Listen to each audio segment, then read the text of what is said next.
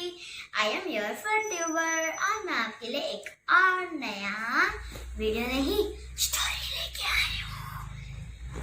मैं तो स्टोरी को देखने के लिए बहुत एक्साइटेड हो रही हूँ, पर उससे पहले आप ना ये चीज ना हमेशा भूल जाते हो, वो है कि आप मेरे वीडियोस को लाइक नहीं करते हो, शेयर नहीं करते हो, सब्सक्राइब नहीं करते हो। आप वीडियोस तो देखते हो पर उनको ये 3 चीजें करना भूल जाते हो। और एक चीज मत भूलना नेक्स्ट टाइम से कि आप ना टिंग टिंग जिंगल बेल भी दबा देना, क्योंकि फिर जब भी मेरी न्यू वीडियो अपलोड होगी तो आपको नोटिफिकेशन आ जाएगी। तो चलो स्टोरी को देखते हैं। दोस्तों, ये कहानी है एक दादी की और उनके साहस की।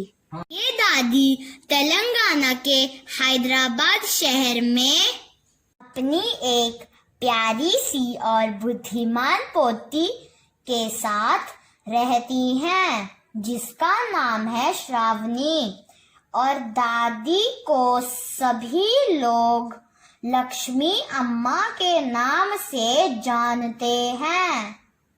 जैसा कि आप सब जानते हैं कि कोरोना के वजह से बहुत सारे लोगों ने अपनी नौकरी गंवा दी है।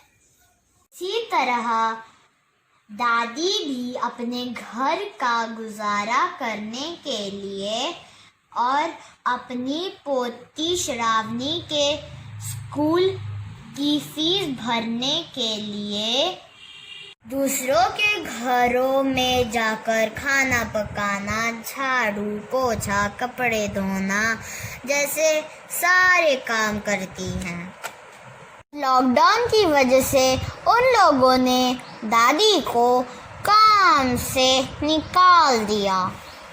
परेशान दादी उदास होकर अपने घर आई। तभी उनकी पोती श्रावणी ने उनसे पूछा, दादी क्या हुआ, आप इतनी उदास क्यों हो? तब दादी ने अपनी पोती को सारी बात बताई और बोली कि श्रावणी बेटा, अब घर का गुजारा कैसे चलेगा और तुम्हारे स्कूल की फीस हम कैसे देंगे? रात भर लक्ष्मी दादी और पोती को नींद नहीं आई। वो दोनों यही सोचते रहे कि अब क्या होगा। उदास दादी को देखकर श्रावणी बोली, दादी क्या आपको सिलाई आती है?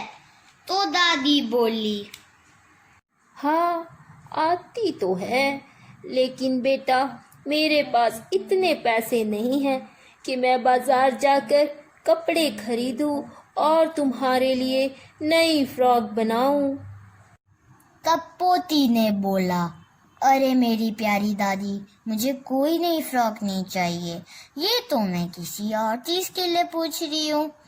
तब दादी ने बोला, किसी और चीज के लिए? किस चीज के लिए बेटा, मुझे बताओ। तब श्रावणी ने बोला कि दादी अभी तो आप काम पर नहीं जा सकती हो, तो क्यों ना हम एक काम करें, आप घर पर ही सिलाई मशीन पर फेस मास्क बनाओ।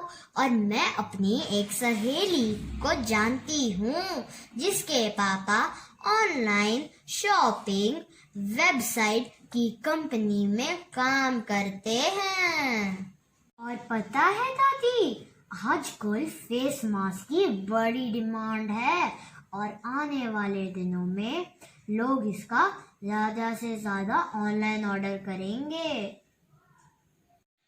तब लक्ष्मी दादी बोली, ये क्या वेबसाइट, डीमन, ये सब क्या है?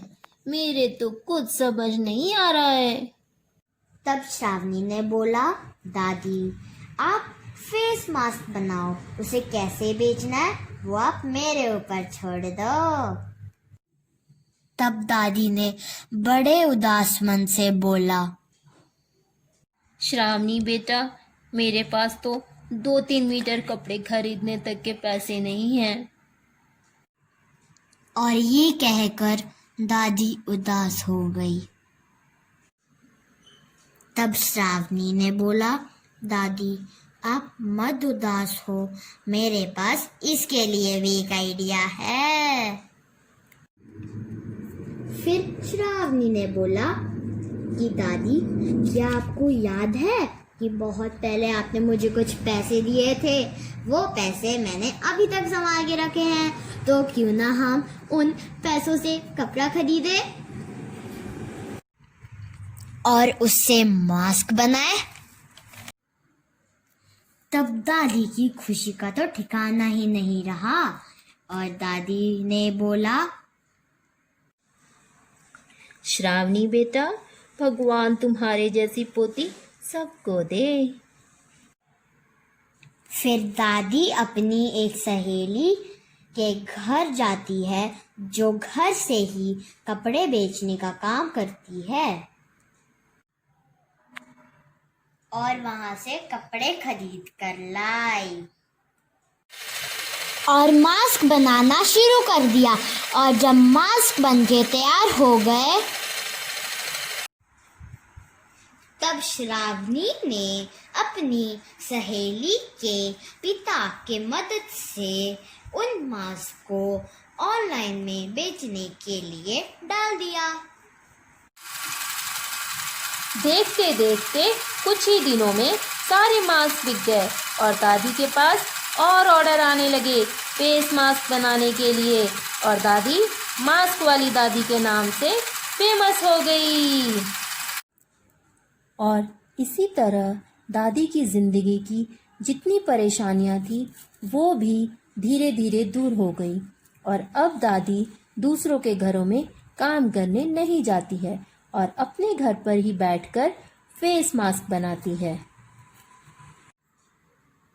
और इस सफलता का सारा श्रेय दादी अपनी प्यारी पोती श्रावणी को देती हैं।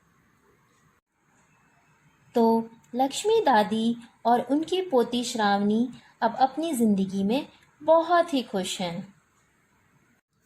तो दोस्तों, हमें इस कहानी से ये शिक्षा मिलती है कि हमें कभी भी हार नहीं माननी चाहिए और अगर सारे रास्ते बंद हो जाते हैं तो वहीं कहीं एक रास्ता खुल भी जाता है जो हमें सफल बना सकता है। तो गाइस, कैसी लगी आपको आज की दादी और पोती की चटपटी कहानी?